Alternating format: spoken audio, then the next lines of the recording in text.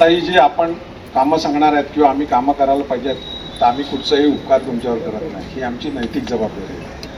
जर हे करायचं नसेल किंवा इस्त्रीच्या कपड्यात घरी बसायचं असेल तर आम्ही उभं राहायला नाही पाहिजे किंवा सामाजिक जीवनात यायला नाही पाहिजे. आम्ही सामाजिक जीवनात आल्यात म्हणजे या सगळ्या गोष्टी तुमच्याकडनं ऐकल्या पाहिजेत आणि तुम्ही असं बोलायला पाहिजे की प्रचंड राग येईल एवढं बोलायला पाहिजे. मनात काही ठेवू नका, कारण त्या प्रत्येक गोष्टीला आपल्याकडे उत्तर आहे. आपण इतक्या वर्षात काय काय प्रयत्न केलं, काय काय केलं ते, आणि त्याचे साक्षीदार तुम्ही देखील आहात. जे जुने आहेत त्यांना माहिती आहे, जे नवीन आले आहेत त्यांना तेवढी माहिती नाही. म्हणून मी विनंती करतो की तुमच्या मनातला कुठचाही प्रश्न असेल तो मनात ठेवू नका, बोला. इथे तुम्ही सांडपाणी सोडून आहे असं काहीतरी सांगून गेलेले असताना सगळ्यांचं म्हणजे असं प्रॉब्लेम झाला का रे बाबा मग पाणी आमचं जाणार कुठे ड्रेनेजचं ना. तर इथे आमच्या या 4 बिल्डिंग किंवा 5 एवढं जे एरिया आहे ना त्याला समस्या फक्त एकच आहे, दुसरं तुमच्याकडे आमची काहीच मागणी नाही. म्हणजे आमच्या सोसायटीवाल्यांनी फक्त ड्रेनेजची लाईन आम्हाला झाली ना म्हणून तर खूप आम्हाला चांगलं होऊन जाईल. बाकी सगळं व्यवस्थित आहे. हे बघा, नुसतं तेच नाही, तुम्हाला फक्त आपल्या इकडूनच्याच नाही, गावामधल्या समस्या, तालुक्यातल्या समस्या ज्या काय तुमच्या मनात येतात तुम्ही बोला. ते रिक्षाचं भाडं वाढवलं लॉकडाऊनला ना, ते पहिली कमी करा.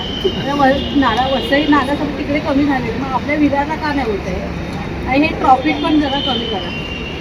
आणि सारख्या त्या लाईटी घालवतात ना, त्याच्यामुळे आमचे फ्रीज उठत आहेत, वॉशिंग मशीन उठत आहेत. ते सारखी एकदाचसाठी घालवा ना तुम्ही, काय ते कामं करा ना. रात्री घालवताय, दुपारी घालवताय, संध्याकाळी घालवताय, त्याचा खर्च किती आम्हाला बसतो. आता दुसरा काय विषय बोला, तुम्ही मनात ठेवू नका, बोलला पाहिजे तुम्ही. नमस्कार. आता मेन तर आपलं जीवदानी आई जी आहे बरोबर आहे, तर ही टुरिझमचा भाग आहे. म्हणजे मी टुरिझम इंडस्ट्रीमध्ये आहे, तर मला माहिती आहे म्हणून मी बोलतो.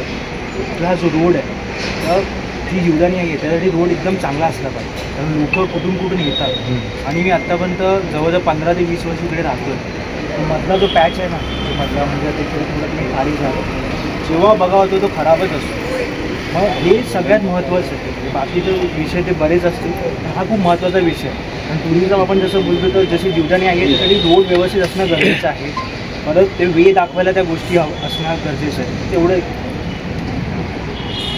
अजून काही कोणाला असतील तर प्रश्न तुम्ही खरंच विचारा, कारण ते तुमच्यासाठी ते संवादसाठी आलेले आहेत. त्यामुळे काही असं ना, आपलीच घरातली परिवार आहे बहुजन विकास आघाडी. आज गेली मी पण कित्येक वर्ष त्यांच्यासोबत काम करतोय, कामं होत आलेली आहेत. आपल्याला कोणाला चांगली हक्काची माणसं आहेत आपल्याकडे. दुसरा कुठलाही माणूस तेवढ्या हक्कानं आपल्याकडे येणार पण नाही ना, आपण तिथे जाऊ पण शकत नाही. आज काही जरी असेल तरी आम्ही काका आहेत, अजून काय किंवा आपले प्रफुल्ल काका आहेत, सागरदादा आहे, आपण सर्व तिथे जाऊ शकतो, त्यांना भेटू शकतो प्रत्यक्षरित्या. इंडस्ट्रीने बांधलं ना तेव्हा त्यांनी आम्हाला डेली उपलब्ध करून दिलं, त्यांचा ओपन स्पेस होता यामध्ये. आणि त्याच्यामुळे सांडपाणी वगैरे म्हणा किंवा मलमूत्र त्यासाठी आम्हाला प्रॉपर त्यांनी पाईपलाईन वगैरे करून दिलेली नाही. तर आमच्या सर्व रहिवाशांचं एवढं म्हणणं की लाईट आपण लास्ट टाइम आपण मला बोललो होतो त्या संदर्भात, तर आपण ती करून दिली तर तेवढं आम्हाला सोपस्कर होईल आणि तेवढं आरोग्याच्या दृष्टीने पण चांगलं होईल, अशी आमची विनंती आहे तुम्हाला. सर्व बिल्डिंग मिळून जे ड्रेनेज लाईन आहे, काल दादासुद्धा आले होते, त्यांच्याशी सुद्धा आमचं बोलणं झालं. आम्हाला मोठ्या म्हणजे ओपन लाईन असल्यामुळे आम्हाला मच्छरचा वगैरे भरपूर प्रमाणात त्रास होतो. आणि ही आमच्या तिन्ही बिल्डिंगची जी मेन लाईन आहे ती मेन STP लाईनला जोडण्यात यावी, ही आमची विनंती आहे तुम्हाला. दरवेळी आपण काय करायचो का पावसाच्या आधी पॅचवर्क व्हायचं, गणपती आले का पॅचवर्क व्हायचं, पाऊस गेला का पॅचवर्क व्हायचं आणि रस्ता सुस्थितीत आणण्याचा प्रयत्न करायचा. यावेळी त्यांनी काही केलं नाही. त्याचं कारण काय की तुम्ही भडकणार, तुम्ही रागावणार. तुम्ही कोणावर रागावणार? कारण तुमच्या डोक्यात एकच आहे का बाबा सत्ताधारी कोण आहे इकडूनची, ते हितेंद्र ठाकूर आहे. आणि तुमच्या मनामध्ये तो राग येणार आणि तुम्ही मतदानाला तो प्रकट करणार. हाच केलं. कारण काय 5 वर्ष प्रशासकीय राजवट म्हणजे यांच्या सरकारच्या हातात होती. माहीत नसेल, फक्त तुम्हाला माहिती आहे की या विभागाला प्रतिनिधित्व 35 वर्ष हितेंद्र ठाकूर करतात, एकच माहिती आहे बरोबर आहे. 35 वर्षात 35 जणांनी केलेलं आहे. आपला अर्धा वसई तालुका वाडा मतदारसंघामध्ये त्याचे आमदार वेगळे होते. अर्धा मतदारसंघ डहाणू लोकसभा मतदारसंघात होता, त्याचे खासदार वेगळे होते. हा उत्तर मुंबईला होता, त्याचे खासदार वेगळे होते. त्याच्यानंतर दर 5 वर्षांनी शिक्षक मतदारसंघ असतो, त्याचा एक आमदार जातो. पदवीधर मतदारसंघ असतो, त्याचा एक आमदार जातो. स्थानिक स्वराज्य संस्था आहे, त्याचा एक आमदार जातो. म्हणजे किती जण नेतृत्व करतात या तालुक्याला? 2 खासदार आणि 5 आमदार. परंतु लोकांना ते माहीत नाही. लोकांना एकच माहिती आहे जितेंद्र ठाकूर. त्याचं कारण असं, जो करतो तो लक्षात राहतो, जो करतच नाही, जो तुम्हाला दर्शनच नाही देत, तर तुम्ही कुठे लक्षात ठेवणार का? तर तो आपल्याला दररोज दिसतो, आपलं एकमेकाशी संभाषण आहे, पण ज्याचा संबंधच नाही त्याच्याकडे आपण नाही रांगवत नाही मागवत. त्याच्यामुळे यांनी जाणून बुजून 35 वर्षात काय केलं, तर 35 वर्षामध्ये खरं म्हणजे त्यांनीच काय केलेलं नाही. कारण पालकमंत्री 35 वर्षात कोणाचे होते, ते यांचेच होते. सगळ्यात महत्त्वाचं, तुम्ही आम्ही बाहेरून आलो, मुंबईमधनं बरेच जण आले. मुंबईचं ताण वाढेल हे ज्यावेळी लक्षात आलं सरकारचं, तर हा ताण कोणावर वाढणार, तर आजूबाजूच्या शहरांवर वाढणार, गावांवर वाढणार. बद्दल बोलतो तुम्हाला.